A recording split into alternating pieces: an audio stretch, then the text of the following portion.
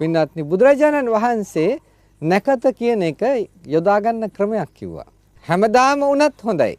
අපි තුමු අවුරුද්දකට සැරයක් නම් සුනක්ඛත්තං සුමංගලං සුප්පභාතං සුවුට්ඨිතං සුඛනෝ සුමුහුත්තෝච සුයිත්තම් බ්‍රහ්මචාරීසු යනාදී වශයෙන් කියනවා.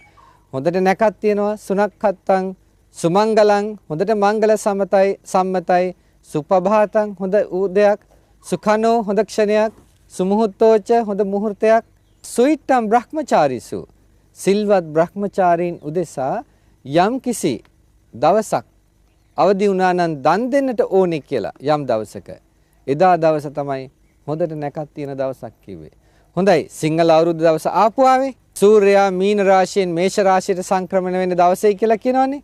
ওই වෙලාවම හොයන්න ඕනේ උදේ පාන්දර අවදි වෙනකොට අද උදේ පාන්දර මම පන්සලට යන්නට ඕනේ මොකක් හරි හදාගෙන.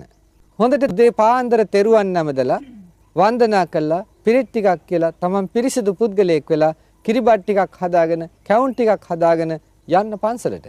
පන්සලට ගිහිල්ලා පන්සලෙත් බුද්ධ පූජාවක් තියලා සංඝයා වළඳවලා එදා දවස ආරම්භ කරන්න. ආරම්භ කළා අදිෂ්ඨාන කරන්න මම මේ අවුරුද්දේ මගේ අගුණ දුර්වලකම් දුරු කරගන්න පුද්ගලයෙක් වෙනවා කියලා. හොඳ අදිෂ්ඨානයක්ද?